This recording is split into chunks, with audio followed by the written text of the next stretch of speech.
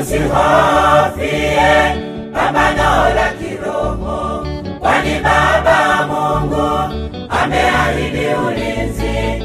Malaika wake wema wao ndio hutulinda, na Roho Mtakatifu yeye atatuongoza.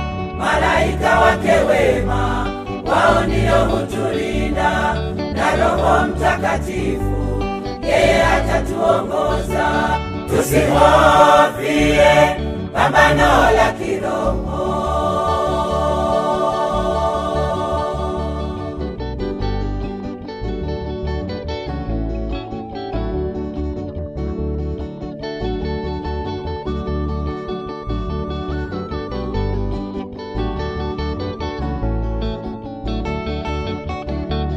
Siku zile za mitume na manabii wengi, Mungu alionekana kwao.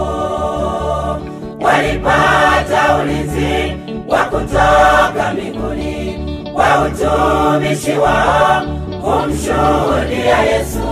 Walipigana vita vizuri vya imani, wamelala mavumbini washindi. Walipigana vita vizuri vya imani, wamelala mavumbini washindi.